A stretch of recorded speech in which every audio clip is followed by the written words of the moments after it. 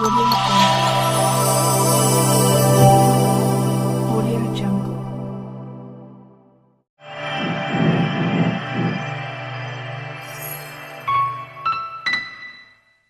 అందరికి వందనాలు. అందరు బాగున్నారా? ఈరోజున మనము ఆదికాండము 30వ అధ్యాయంలో 25 నుండి చివరి వరకు గల లేఖన భాగాన్ని మనము ధ్యానము చేయబోతూ ఉన్నాం. పోయిన ఆదివారమున మనం నేర్చుకున్నాము యాకోబు యొక్క 11 మంది కుమారులు, ఒక కుమార్తె జన్మించడం.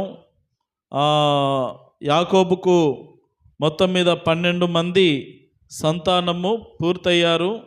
ఇంకొక బెన్యామీను పుట్టవలసి ఉన్నది. తర్వాత అధ్యాయాల్లో మనకు అది కనబడుతూ ఉంటుంది.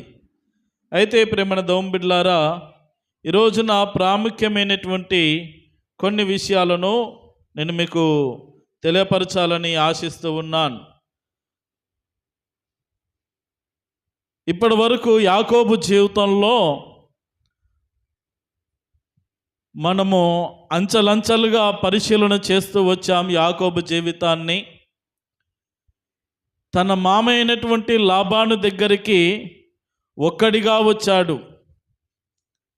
అందరూ ఉన్నా ఏమీ లేనివాడుగా మనకు ప్రత్యక్షమవుతూ, ఏమీ లేనివాడన్నట్టుగానే కనబడుతూ ఒక్కడిగా వచ్చినటువంటి యాకోబు ఈ మామ దగ్గరికి వచ్చిన తర్వాత మరి జంటగా మార్చబడ్డాడు. తన కుమార్తెలను ఇద్దరిని వివాహము చేసుకున్నాడు. మరి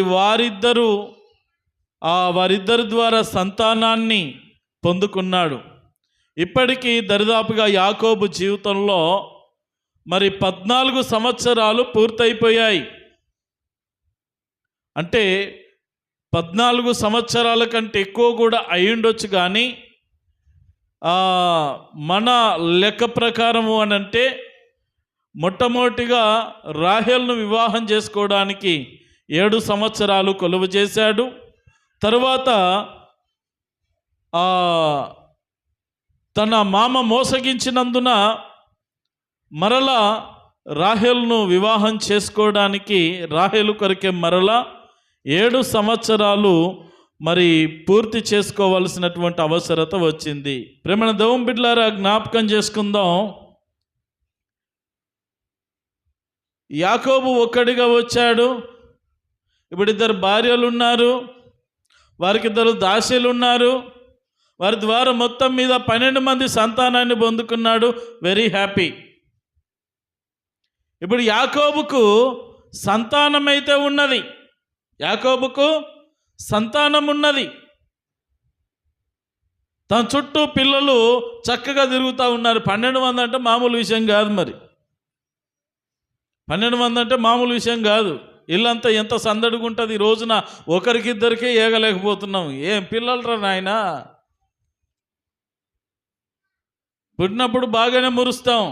వాళ్ళు పెరిగి పెద్దవుతున్న కొలది, వారు అల్లరి చేస్తున్న కొలది ఇక మనకు ఏం సంతరా నాయన, ఇది గొర్రెల మేకల్లాగా సంతలాగా ఉన్నది అని అనుకుంటాం. కొన్నిసార్లు మరి తిట్టిన దాఖలాలు కూడా ఉంటాయి. ఇంకా భయంకరంగా బాధిన దాఖలాలు కూడా మన జీవితంలో ఉంటాయి. ఎవరినో కాదు, మన పిల్లల్ని. ఇప్పుడు యాకోబు జీవితం ఎలా ఉన్నదంటే కలకలలాడుతుంది. 12 మంది.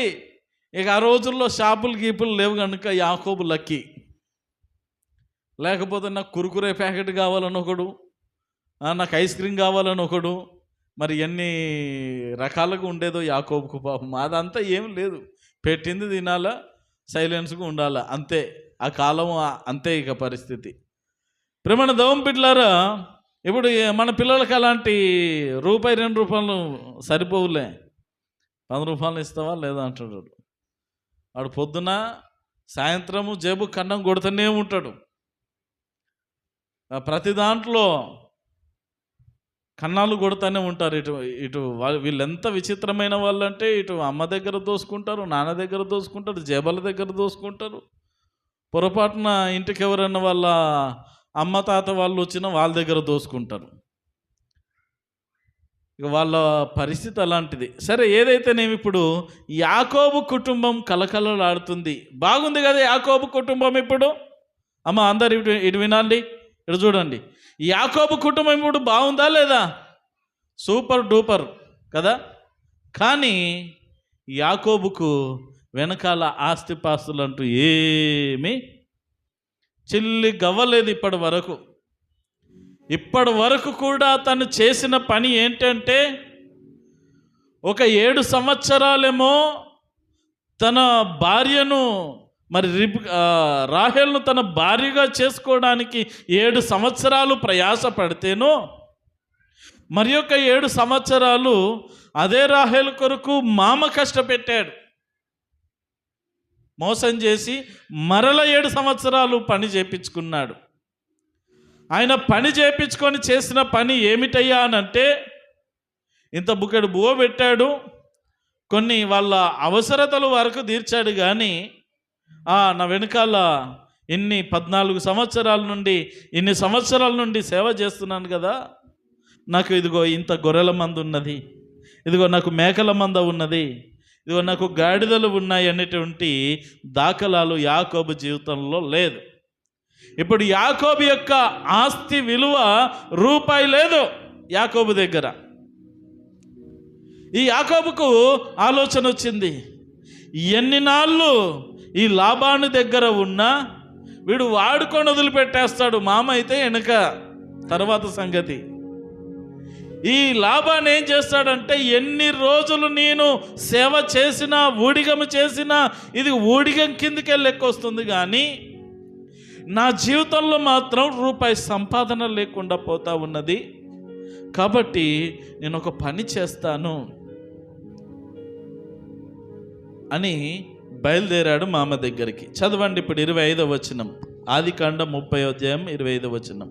రాహేలు యోసేపును కనిన తరువాత, రాహేలు యోసేపును కనిన తరువాత యాకోబు లాబానుతో, యాకోబు లాబానుతో అంటున్నాడు, నన్ను పంపివేయుము, నా చోటికి నా దేశమునకు నేను వెళ్ళిపోతాను. మామా నేను వెళ్ళిపోతాను, నన్ను పంపించేసే, ఇక అయిపోయింది.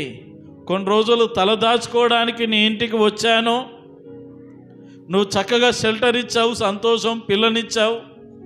నేను కూడా నీ పిల్లల్ని ఊరికే ఏం పెళ్లి చేసుకోలేదు, వారికి ఇదిగో నేను వారి కొరకు నేను 14 సంవత్సరాలు నేను కష్టపడి పెళ్లి చేసుకున్నాను, నీకు ఎంతో సేవ చేశాను, కానీ నీ ఒక్క రూపాయి నేను ఇంతవరకు ముట్టుకోలేదు. చాలా నమ్మకంగా ఉన్నాను, బాధ్యతగా ఉన్నాను, ఎక్కడ కూడా నిన్ను మోసం చేయలేదు. అయితే ఈ విధంగా చెప్పుకుంటూ వస్తూ ఉన్నాడు యాకోబు. ఇప్పుడు నన్ను పంపించేసాయి, నేను వెళ్ళిపోతాను. నేను ఎక్కడి నుండి వచ్చానో అక్కడికి, ఏ దేశం నుండి వచ్చానో దేశానికి నేను తిరిగి వెళ్ళిపోతాను, మామ నన్ను పంపించేసాయి అని చెప్తా ఉన్నాడు. అప్పుడు లాబాను అంటున్నటువంటి మాట ఏంటంటే, చూడండి క్రింద 26వ వచనం కూడా చదవండి. ఇంకా యాకోబు మాట్లాడుతున్నాడు, నా భార్యలను నా పిల్లలను నాకు అప్పగింపుము, అప్పుడు నేను వెళ్ళదును, వారి కోసము నీకు కొలువు చేసి తిని, నేను నీకు కొలువు చేసిన విధమును నీ వెరుగుదువు కదా. నేను ఎలా బ్రతికానో, ఎలా జీవించానో, ఎంత కష్టపడి పని చేశానో సమస్తం నీకు తెలుసు కదా. ఇప్పుడు నేను నా దేశానికి వెళ్ళిపోతాను, నా ప్రాంతానికి నేను వెళ్ళిపోవాలి. కాబట్టి నా భార్యలను నాకు ఇచ్చేసేయి, నా పిల్లలను నాకు ఇచ్చేసేయి, వాళ్ళందరిని వెంట పెట్టుకొని నేను వెళ్ళిపోతాను, ఇక నా ప్రాంతానికి వెళ్ళిపోతాను అంటాడు.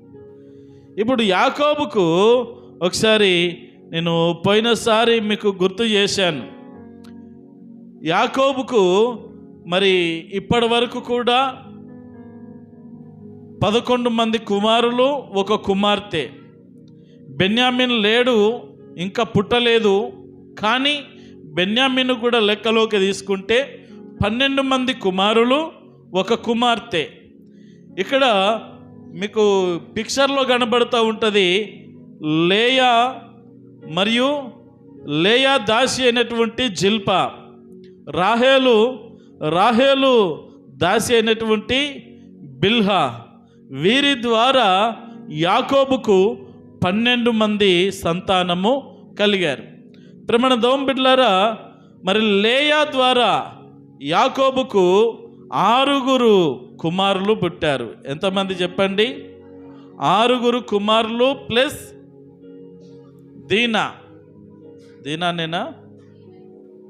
దీనా ఇక్కడ పేరు ఉండదు, కానీ దీనా కూడా లెక్కలోకి తీసుకుంటే 7 మంది.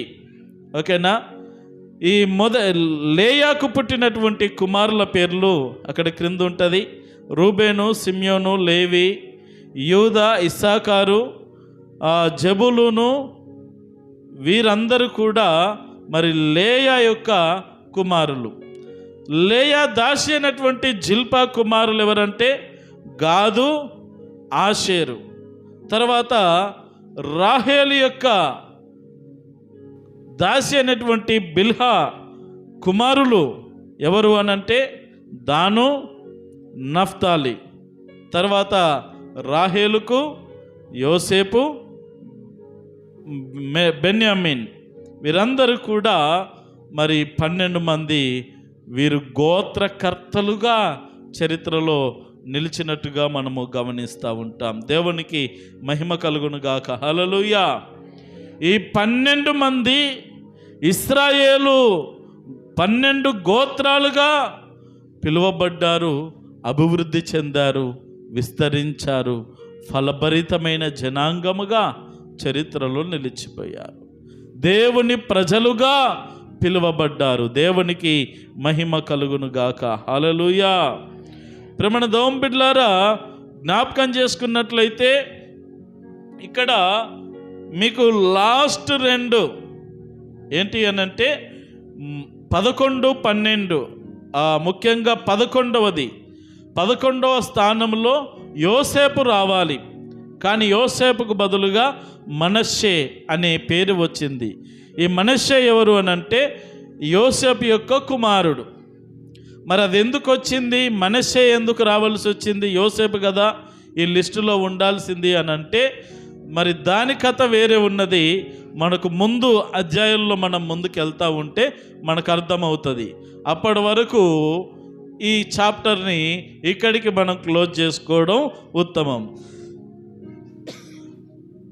కాబట్టి ప్రభునందు ప్రేమణ దేవుని బిడ్డలారా, ఇప్పుడు మనం జ్ఞాపకం చేసుకోవాల్సిన ప్రాముఖ్యమైన విషయం ఏంటి అనంటే, ఇప్పుడు యాకోబు మామ దగ్గరికి వచ్చి నన్ను పంపించేసే నేను వెళ్తాను అన్నాడు. అప్పుడు లాబాను అంటున్న మాట ఏంటంటే, చదవండి ఒకసారి 28వ వచనము.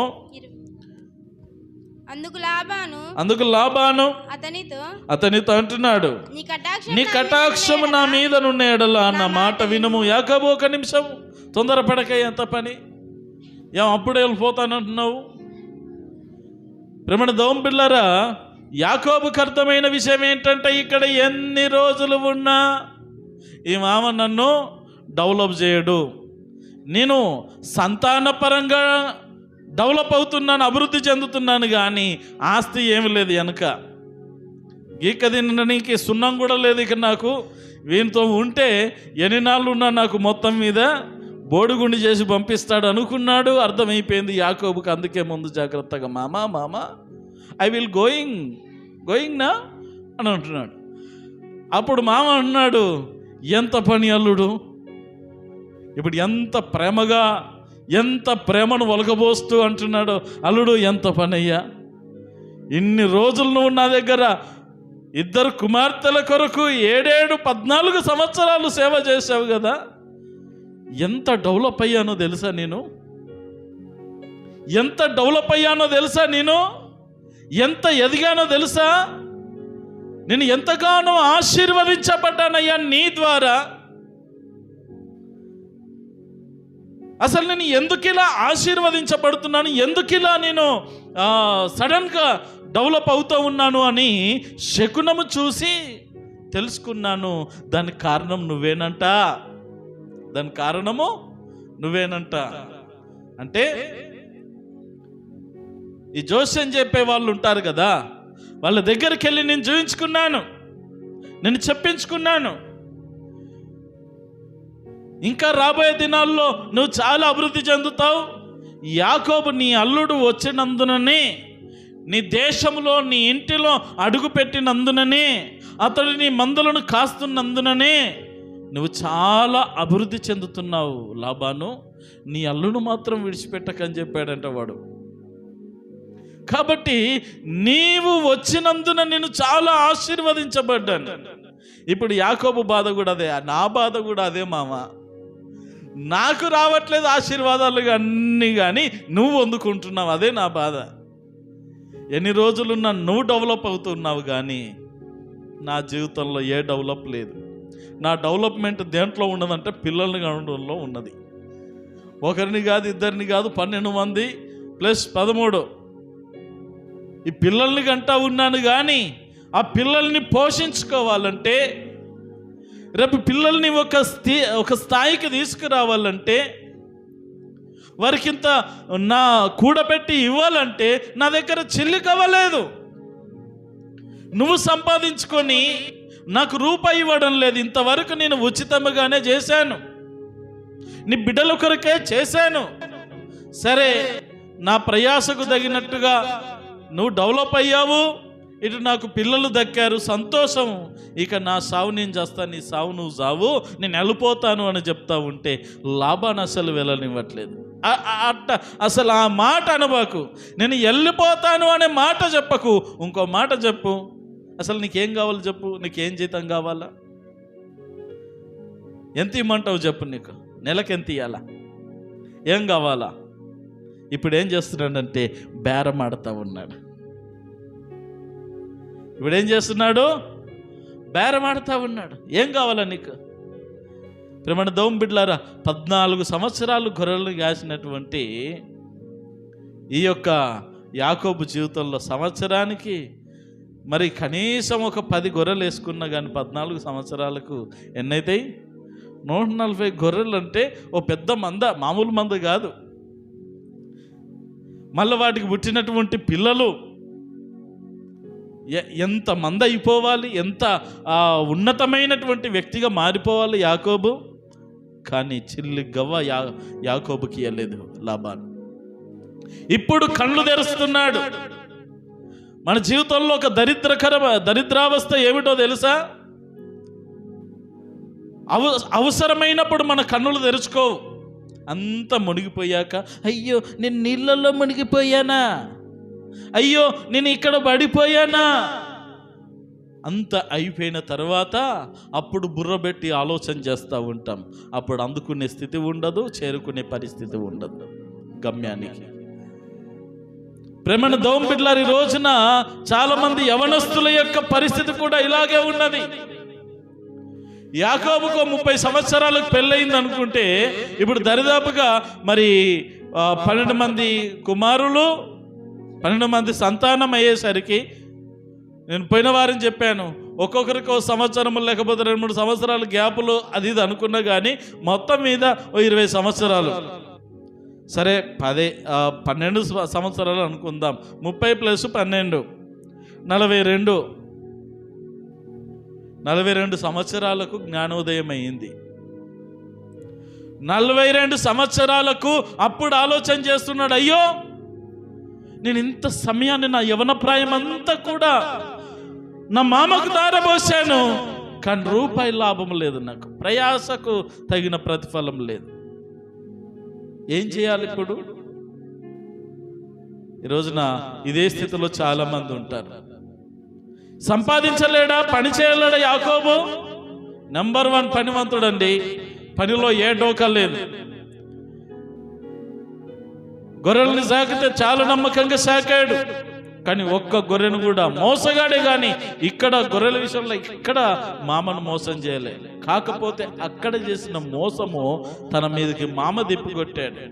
అదిగా దేవుని శాపమో ఆయన చేసిన పాపమో అనుకున్నాడు, సర్దుకున్నాడు. కానీ మామని ఎక్కడ కూడా మోసం చేయలేదు.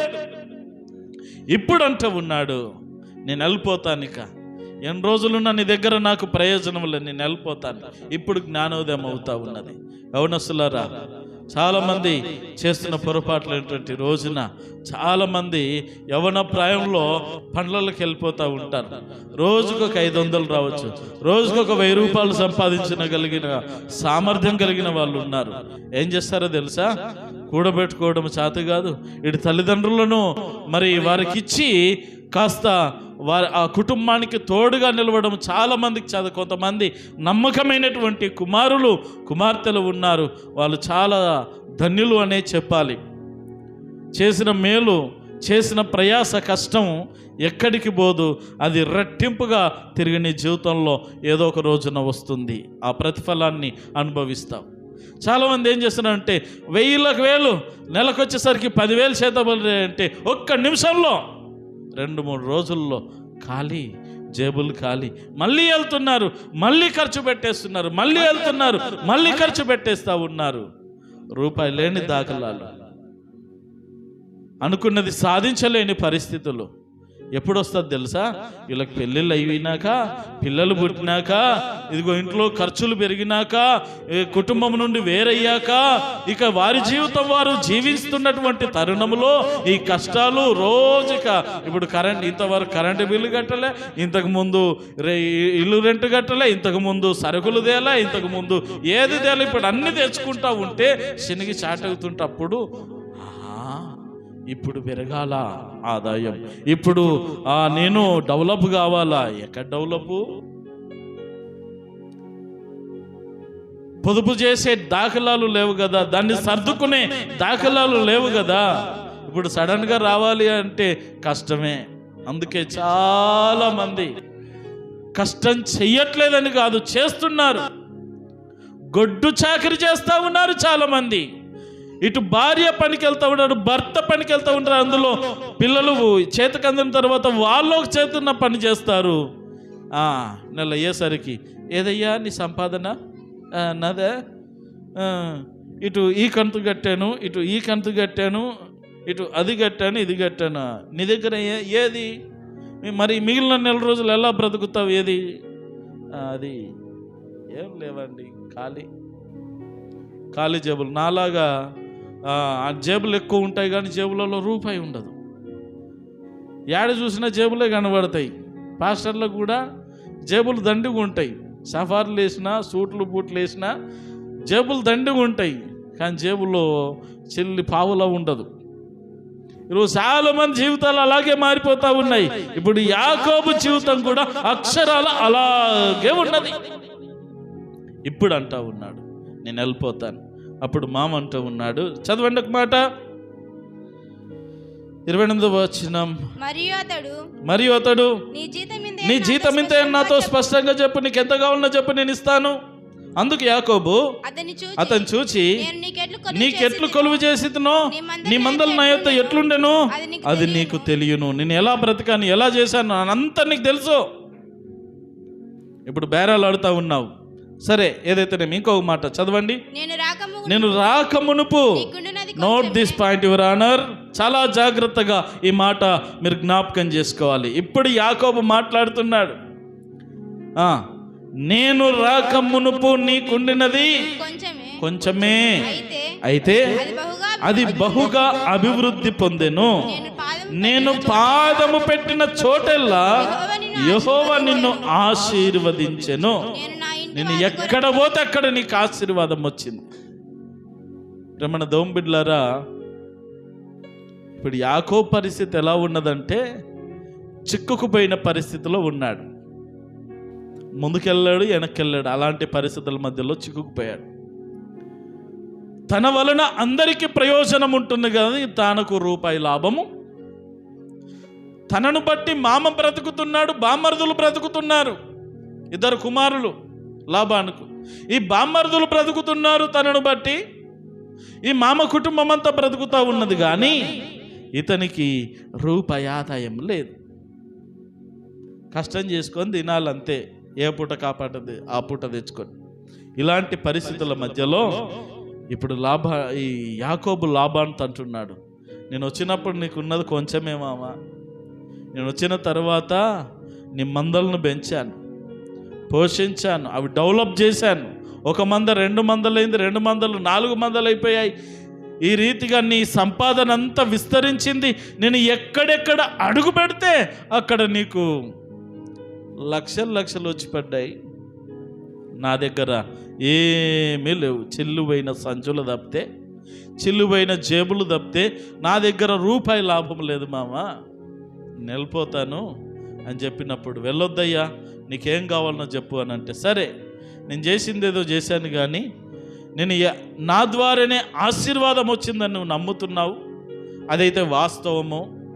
దేవుడు నాకు ఆ రోజున కలలో నిచ్చెన ద్వారా దర్శనమిచ్చి నాతో మాట్లాడాడు, అందువలన నేను ఇలా బ్రతకగలుగుతున్నాను.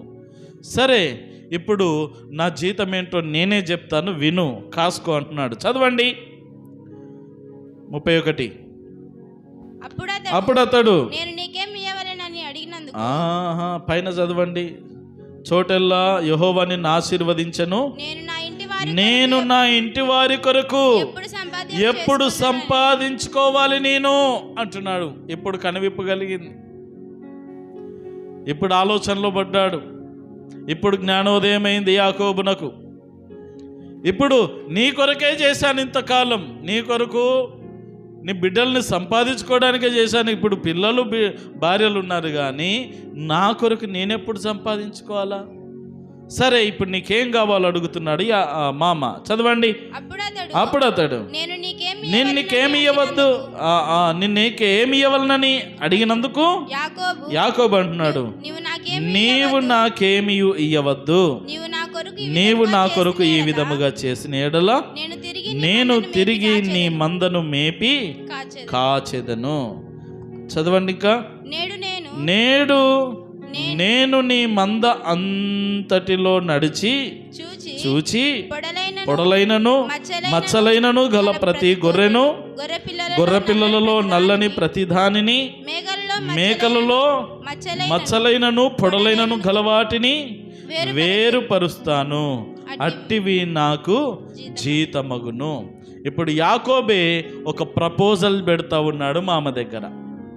జాగ్రత్తగా వినండి, ఇది ఇంకా కొంచెం ఇంట్రెస్ట్ కరంగా, చాలా ఉత్తేజకరంగా ఉండేటటువంటి సందర్భం ఇది.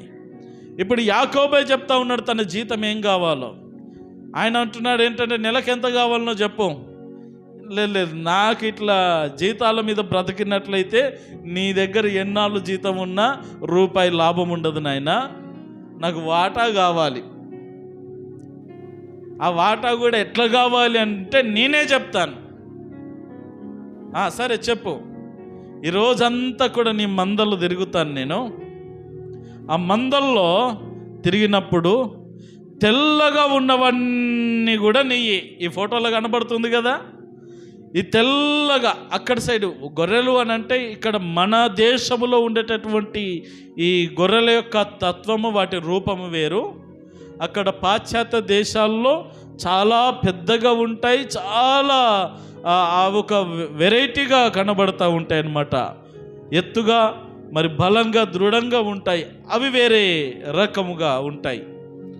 కాబట్టి ప్రభునందు ప్రేమన దోమ బిడ్డలారా, ఎక్కువ శాతం అటువైపు తెల్లటి గొర్రెలే ఎక్కువగా ఉంటాయి.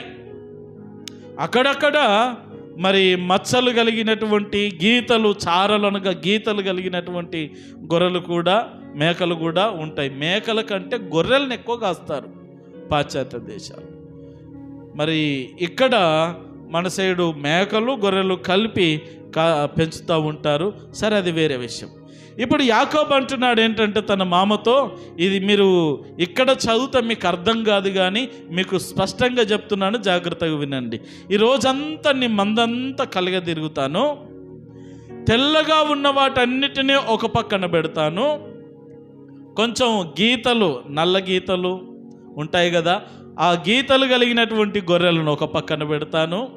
తర్వాత మచ్చలు, అక్కడక్కడ చిన్న చిన్నవి పెద్ద పెద్దవి మచ్చలు ఉంటాయి, అలాంటి మచ్చలు ఉన్నటువంటి వాటిని పక్కకు పెడతాను. తర్వాత మేకలలో కూడా ఈ మచ్చలు, చారలు ఉన్నవే. ఒక్క మాటలో చెప్పాలంటే మచ్చలు, గీతలు ఉన్నటువంటి మేకలు కానీ గొర్రెలు కానీ నాయి, తెల్లవన్నీ కూడా నీయి. అప్పటికే చాలా జాగ్రత్తగా వినండి, యాకోబు ఇక్కడ మామూలు వాడు కాదు. ఎందుకంటే 14 సంవత్సరాలు గొర్రెల్ని మేపిన వానికి తెలీదా వేటి సంఖ్య ఎక్కువ ఉన్నదో తెలీదా? ఏ గొర్రె ఎలా ఉన్నదో తెలీదా? ఏ మంద ఎలా ఉన్నది, ఏ మందలో ఎలాంటి రకాలు ఉన్నాయో తెలీదా? అన్నీ తెలుసు. యాకోబు ఏం చేశాడంటే ఇక్కడ మాస్టర్ ప్లాన్ వేశాడు. మాస్టర్ ప్లాన్ అంటే మామూలు ప్లాన్ కాదు. ఇక అతనికి తెలుసు ఇప్పుడు ఇట్లా వేరు చేస్తే ఏమైపోతుందంటే యాకోబుకు కూడా సగం మంద వచ్చేస్తుంది. సగం మంద మామకు పోతే సగం మంద యాకోబుకు వచ్చేస్తుంది. అలాంటి మాస్టర్ ప్లాన్ వేశాడు. ఇప్పుడు కానీ ఈ యాకోబును మామ వదిలించుకున్నాడంటే మామ సంగతి అంతే. మామ కూడా ఏం చేశాడంటే, సరే అల్లుడు, నువ్వు ఎట్టా చెప్తే అట్టా, నువ్వు ఎలా చెప్తే అలాగే, సరే రేపటి నుండి చూద్దాంలే అని అన్నాడు.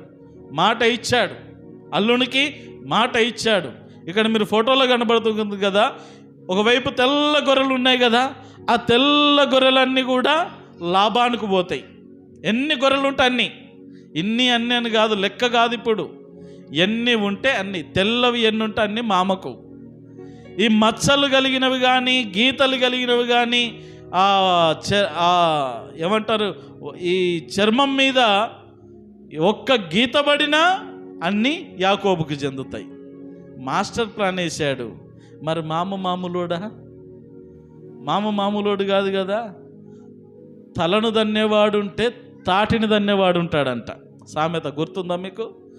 తలను దన్నేవాడుంటే తాటిని కూడా తన్నేవాడు ఉంటాడంట. అంటే ఎప్పుడు కూడా మనమే జ్ఞానులమో, మనకే అన్నీ తెలుసు అనుకోనక్కర్లే. నీకంటే బేసిక్గా ఆలోచించగలిగిన వారు, నీకంటే చక్కగా వ్యవహరించగలిగిన వారు ఎంతోమంది, నీకంటే బలవంతులు కూడా ఉండొచ్చు. ఇప్పుడు యాకోబు ఇప్పుడు పట్టేస్తాయి, ఇప్పుడు ఇరుక్కున్నాడు నా మామ అని అనుకున్నాడు. ఈ మామ ఏం చేశాడంటే రాత్రికి రాత్రి తన 2 కుమారులను పిలిచావు, రై మన మందలో తిరగండి. ఈరోజున యాకోబు కొన్ని గొర్రెలను వేరు చేసేసాడు, వాటన్నిటిని తోలుకొని వెళ్ళిపోండి. వాళ్ళు త్వరగా రాత్రికి రాత్రి పటా కొట్టుకొని పోయి తెల్లారేసరికి 3 రోజుల ప్రయాణం అంత దూరం వెళ్ళిపోయారంట. ఎన్ని రోజులు? ఇప్పుడు యాకోబు వెంటబడి వాటిని పట్టుకోవాలన్నా కానీ అందరు వాళ్ళు దొరకరు. 3 రోజుల ప్రయాణం అంటే రోజుకు సగటున ఒక మనిషి ఎన్ని కిలోమీటర్లు నడవగలుగుతాడు? మేము ఎప్పుడు నడవలేదు సార్, మాకేం తెలుసు. కూలికి పోవాలంటేనే ఆటో ఎక్కువ, ట్రాక్టర్లు ఎక్కువ, ఏదో దాని మీద పడిపోతూ ఉన్నాం, మాకేడ తెలుసు. సరే ఒక అంచనా వేసుకుందాం, 50 కిలోమీటర్లు అనుకుందాం. రోజుకి 50 కిలోమీటర్లు అనుకుంటే 3 రోజులకు 150 కిలోమీటర్లు. సర్లే 150 అంటే కూడా ఎక్కువ అనిపిస్తుంది. 100 కిలోమీటర్లు వేసుకోండి. 100 కిలోమీటర్ల దూరం వెళ్ళిపోయారు వీళ్ళు. రాత్రి బయలుదేరారు. పొద్దున మెల్లగా నిద్రమబ్బున లేచి, యాకోబా మామ మరి ఏంటి ఓకేనా? రాత్రి ఓకే అన్నావు కదా, వేరు చేద్దామా? చేద్దాం, దాందేముంది. వచ్చి చూస్తే అన్ని తెల్లవే ఉన్నాయి. జాగ్రత్త, అన్ని తెల్లవే ఉన్నాయి. ఈ మచ్చలు కలిగినవి, గీతలు కలిగినవి ఈ గొర్రెలన్నిటిని ఏం చేశాడు మామ? బామ్మర్దులకు ఇచ్చి పంపించేశాడు. మీ బావగా నీవు చూశాడంటే మనల్ని బ్రతకనియరు నాయన, మీరు దూరం వెళ్ళిపోండి, ఇక మళ్ళీ చుట్టుపక్కలకి రాబోకండి, ఇక అటటే బ్రతకండి కొన్నాళ్ళు, మళ్ళీ నేను కబురు పెడతాను, అప్పుడు వద్దురు. కానీ మన దోంబిడ్లారా జ్ఞాపకం చేసుకుందాం. ఇప్పుడు మామ ఏం చేశాడు? యాకోబునకు మరలా మోసం చేశాడు. ఆస్తి పంపకంలో కూడా భయంకరమైన మోసం యాకోబునకు జరిగింది. యాకోబు ఎంత తక్కువ తిన్నాడా? యాకోబు మోసగాళ్ళకే మోసగాడు, అసలైన మోసగాడు. యాకోబును మించిన వాడు లేరు. సరే, ఇప్పుడు యాకోబు దగ్గర ఏమున్నాయంటే తనకు చెందవలసిన గొర్రెలు చాలా తక్కువ ఉన్నాయి, మొత్తం మామ మందనే ఉన్నది. ఇప్పుడు ఏం చెయ్యాలి? మాస్టర్ ప్లాన్ వేశాడు. ఏం ప్లాన్ అంటే మాస్టర్ ప్లాన్. చదవండి, 37వ వచనం నుండి చదవండి. అవి ఎంత స్కిప్ చేసేద్దాం.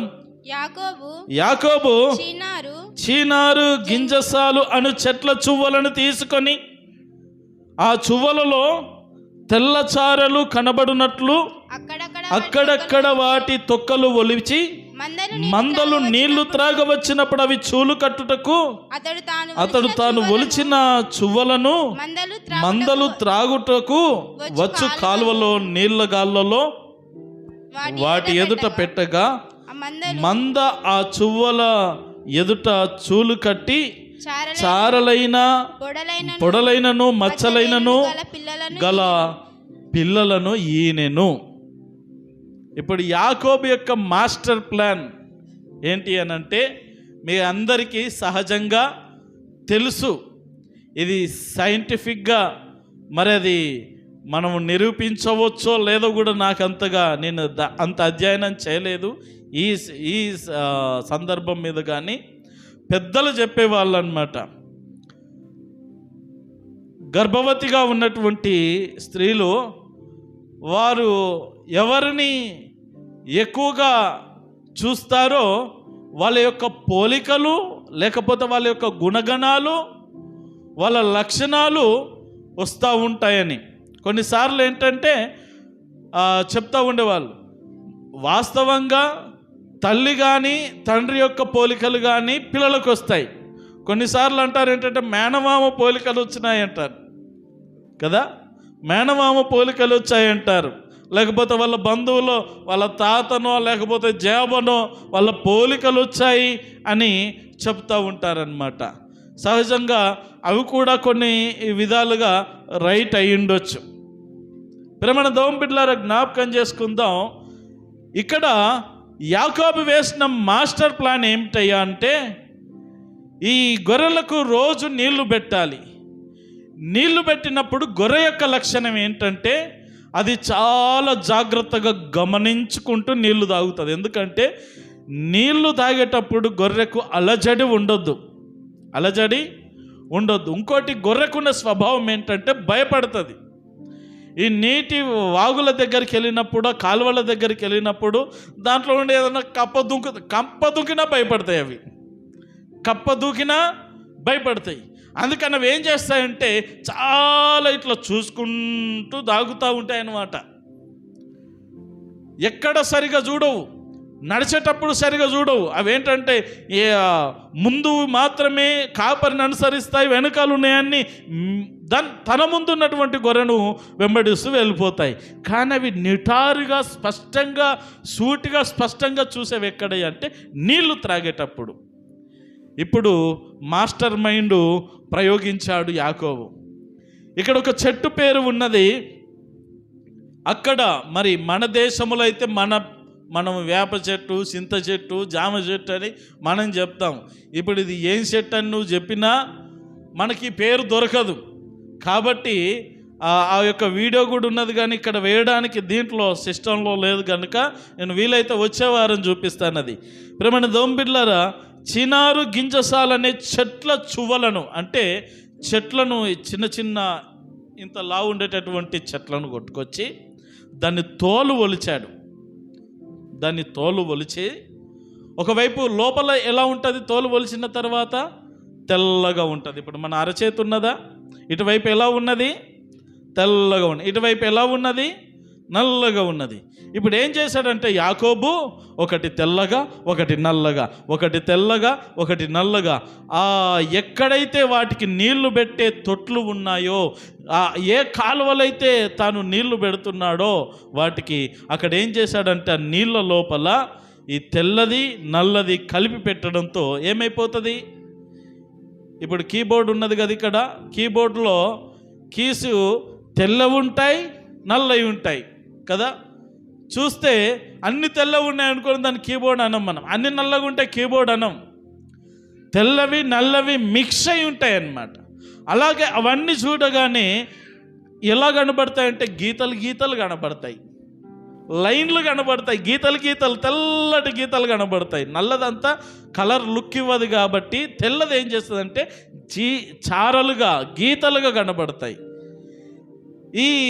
ఈనడానికి సిద్ధముగా ఉన్నటువంటి ఈ గొర్రెలు కానీ మేకలు కానీ ఏవైతే ఉన్నాయో నీళ్లు తాగడానికి వచ్చినప్పుడు వాటిని చూసేవి. నిటారుగా చూసినప్పుడు లోపల పిండము, లోపల ఆ గర్భములో ఉన్నటువంటి ఆ గొర్రె పిల్లకు కూడా మచ్చలు అలాగే స్టార్ట్ అయ్యేవి. కొన్ని రోజుల్లోనే చూస్తే మొత్తం డివైడ్ చేసేసుకున్నాడు యాకోబు. ఈయన ప్రతి ఒక్క గొర్రె పిల్ల, ఇది ఇక్కడ ఫోటోలు ఉన్నది కదా, ఒక గొర్రె ఒక్కొక్కసారి 1, 2, 3 పిల్లలు కూడా పెట్టగలదు. సరే 2 పిల్లలు వేసుకున్నా కానీ అన్నిటికీ మచ్చలే. ఈ కన్య గొర్రెలు ఎలా ఉన్నాయంటే తెల్లగా ఉన్నాయి, ఎందుకంటే మామ గొర్రెలు. వీటిని మార్చలేడు, రంగులు వేసినా కుదరదు అక్కడ, వీటిని మార్చలేడు. కాబట్టి మార్చాల్సింది ఏంటంటే లోపలున్న సిస్టమ్ను మార్చాలా. మరి ఎంత టెక్నాలజీ చూడండి, ఎంత టెక్నాలజీ వాడాడు అక్కడ, ఎంత చక్కగా బుర్ర పెట్టాడు. సరే ఏదైతేనే ప్రేమణ దోంబిడ్లారా జ్ఞాపకం చేసుకున్నట్లయితే ఈ యాకోబు చేసిన ఆ చిన్న పని ద్వారా మొత్తము ఇక నుండి వచ్చే జనరేషన్ అంతా కూడా నల్లనల్లవి, చూడడానికి వికారంగా ఉన్నటువంటి, ఎక్కడ చూసినా మచ్చలు, ఎక్కడ చూసినా గీతలు, పులిలాగా పిల్లిలాగా ఈ రీతిగా కనబడేటటువంటివి. కొన్నాళ్ళు అయ్యేసరికి రైట్, ఇక ఒక రోజులో లెక్క తేల్చుకోవాలి కదా. ఏమి యాకోబు ఎలా ఉన్నాయి మన మందలు? ఓరే నీ దగ్గర అన్ని తెల్లవే, నా గొర్రెలే ఉన్నాయి కదా, ఇవన్నీ ఎక్కడి నుండి వచ్చాయి? ఏమో నాకేం తెలుసు, నేనేమన్నా తయారు చేసినానా? చూసుకోమన్నా, కావాలంటే టెస్ట్ చేసుకో. వీడు అసలే మోసగాడు, ఏమన్నా దీన్ని ఏమన్నా రంగులు వేసాడా, వెళ్ళి గీకుతామంటే ఏమొస్తుంది? ఏమి లేదు, రంగులు వేయలేదు కదా, పెయింట్ ఏం కొట్టలేడు. కాబట్టి నిజమే, మామ మైండ్ తిరిగి బ్లాక్ అయిపోయింది. కొద్ది రోజుల్లోనే యాకోబు జీవితం ఎలా మారిపోయిందో తెలుసా? యాకోబు ఇంకో మాట చూడండి, 41వ వచనం ఒకసారి చదవండి. మందలో బలమైనవి చూలు కట్టినప్పుడెల్లా ఆ చువ్వల ఎదుట చూలు కట్టినట్లు యాకోబు మంద కన్నుల ఎదుట కాలువలలో ఆ చువ్వలు పెట్టాడు. జాగ్రత్త, యాకోబు ఎన్నుకున్నవి కూడా ఎలాంటివి ఎన్నుకున్నాడు అంటే బలమైన గొర్రెలను ఎన్నుకున్నాడు. కొన్ని బక్కసిక్కినవి, అనారోగ్యంతో ఉన్నవి, బలహీనమైనవి ఉంటాయి. బలహీనమైనవి అన్నిటిని వదిలిపెట్టేశాడు. అవి మామూలుగా తెల్ల పిల్లలు నీంతా ఉన్నాయి. బలహీనమైనవన్నీ మామకు పెట్టినాడు, బలమైనవన్నీ కూడా తను సంపాదించుకున్నాడు. బలమైన గొర్రె ఉంటేనే దాన్ని ఆ ప్రత్యేకమైన నీళ్ళ తొట్టి కట్టాడు కదా వాటి కొరకు. ఆ తెల్ల చువ్వలు ఎక్కడ పెట్టాడో అక్కడ తీసుకెళ్ళి పెట్టాడు. అవి చూడడము, లోపల పిండమలా తయారు కావడం, ఏనడం, అన్నీ మచ్చలే, అన్నీ చారలే. ప్రేమణ దౌం బిడ్లారా, చివరికి వచ్చేసరికి 43వ వచనం చివరిగా చదివేసి ముగించుకుందాం. ఆ ప్రకారము ఆ మనుష్యుడు ఒకసారి అందరం కలిసి చదువుదాం. ఈ యొక్క పదాలు అందరం కలిసి చదవండి. ఆ ప్రకారము ఆ మనుష్యుడు అత్యధికముగా అభివృద్ధి పొందాడు, విస్తారమైన మందలు కలిగి ఉన్నాడు, దాసులున్నారు, ఒంటెలున్నాయి, గాడిదలున్నాయి. ఇప్పుడు యాకోబుకి ఎన్ని వచ్చినాయి చెప్పండి? ఇక్కడ మనం ఓన్లీ ఈ మందలు ఒకటే చూస్తూ ఉన్నాము, కానీ ఎక్స్ట్రాగా గాడిదలు, ఒంటెలు కూడా సంపాదించుకున్నాడు. ఇప్పుడు మామ కన్నులు ఎర్రబడతాయా లేదా? మన కళ్ళ ముందు ఏమి లేనివాడిగా ఉండి, మన కళ్ళ ముందు పూరి గుడిసెలో ఉండేటోడు, మన కళ్ళ ముందు 20 మందలు కూడా, 20 గొర్రెలు కలిగిన మంద, చిన్న మంద కూడా లేనోడు ఈ రోజున 100 గొర్రెలు, 100 గాడిదలు, 100 ఒంటెలు ఇవన్నీ సంపాదించుకున్నాడంటే ఎవరికైనా కానీ కన్ను ఎర్రబడతాయి. నా కళ్ళ ముందు వీడు ఎదుగుతున్నాడు, మన దరిద్రావస్థ అదే కదా, ఎప్పుడు చెప్తూ వస్తాను. ఈ సత్యం మనం నమ్మినా నమ్మకపోయినా. ప్రేమణ దేవుని బిడ్డలారా, పక్కనాళ్ళు ఎదుగుతున్నారు అని అంటే ఈ పక్కనున్నోడికి చక్కగా మాట్లాడతాడు, బాగా మాట్లాడుతుంది, కానీ లోపల ఎంత విషమో, ఎంత కన్నెర్రతనమో, కన్నెర్ర చేసి చూస్తారు. ఇక మామకు అసలైనవి పంపించినా కానీ అక్కడ మోసం చేసిన, ఇప్పుడు మామను మోసం చేశాడు మరలా యాకోబు. ఎట్లా మోసం చేశాడో ఈ లాభానికి అర్థం కావడం లేదు. ఏమన్నా పెయింట్ వేసాడంటే పెయింట్ కాదు, కలర్ కాదు, అవి న్యాచురల్గా ఉన్నాయి, రావడం పుట్టడం అట్లా పుట్టినాయి. ఇది ఎలా సాధ్యము? తలకాయ బాదుకుంటున్నా. ఎందుకంటే తన జీవితంలో చిన్నతనం నుండి గొర్రెలు కాసినోడే, తనకు తెలియని టెక్నిక్ ఇక్కడ యాకోబు ఉపయోగించేసరికి బిత్తరిపోయాడు. ప్రేమణ దేవుని బిడ్డలారా, ఇప్పుడు యాకోబునకు చూడండి దేవుడు ఎంత గొప్పగా ఆశీర్వాదము దయచేశాడు. ఒకటి, యాకోబుకు ఒక ఆశీర్వాదం ఇచ్చాడు దేవుడు.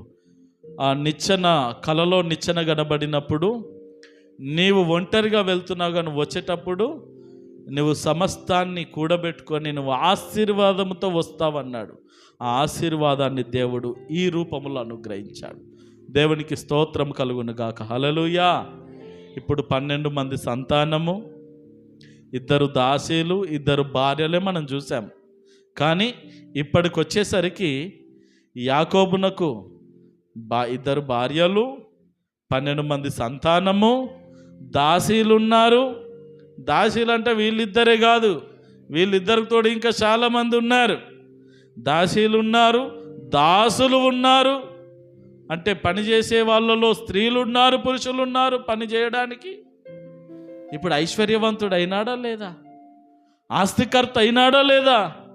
లాబానుతో సమానముగా ధనవంతుని జాబితాలోనికి వెళ్ళాడా లేదా? ప్రేమణ దేవుని బిడ్డలారా, చాలా జాగ్రత్తగా జ్ఞాపకం చేసుకోవాలి. రీతిగా యాకోబు అతి తక్కువ కాలంలోనే మొత్తం మీద తనకు కావలసిన మందలను విస్తారమైన, చాలా డెవలప్ అయ్యాడు. విస్తారమైన మందలు, దాసీలు, దాసులు, ఒంటలు, గాడిదలు అన్నీ పొందుకొని సంతోషంగా ఉన్నాడు. ప్రేమణ దేవుని బిడ్డలారా, జ్ఞాపకం చేసుకుందాం. ఈ రోజున యాకోబు జీవితాన్ని పరిశీలిస్తున్నటువంటి మనం ఎలా ఉంటున్నాం ఒకసారి మనలను మనము పరిశీలన చేసుకుందాం. తలలు వంచండి, కళ్ళు మూసుకొనండి.